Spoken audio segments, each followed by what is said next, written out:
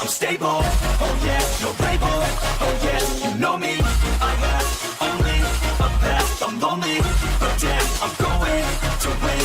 Yeah.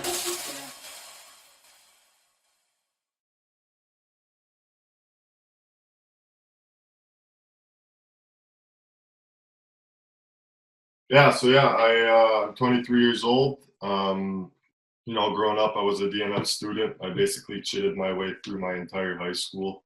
My teachers told me I wouldn't amount to anything.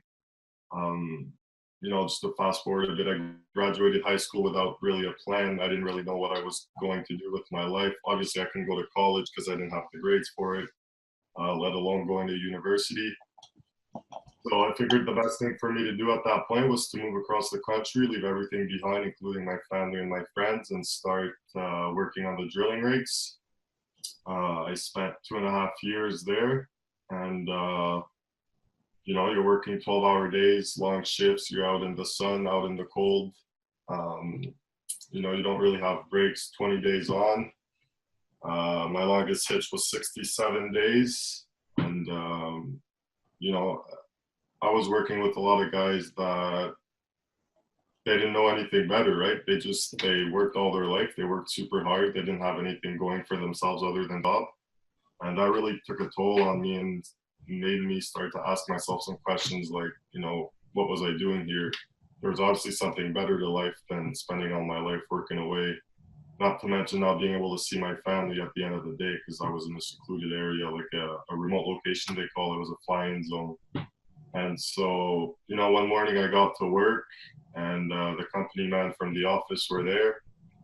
And just our sister rig down the road, someone got killed. The guy was 23 years old, and a piece from the top drive had fallen and smashed his head right onto the drilling floor. And so, at 23 years old, this guy had 2 kids, and he had a wife, and the wife wasn't going to see her husband anymore. Their kids weren't going to see his dad anymore. Their parents weren't going to see their son anymore. And so that was kind of like my line in the sand moment when I realized that I had to get the hell out of there and that I had to figure something better.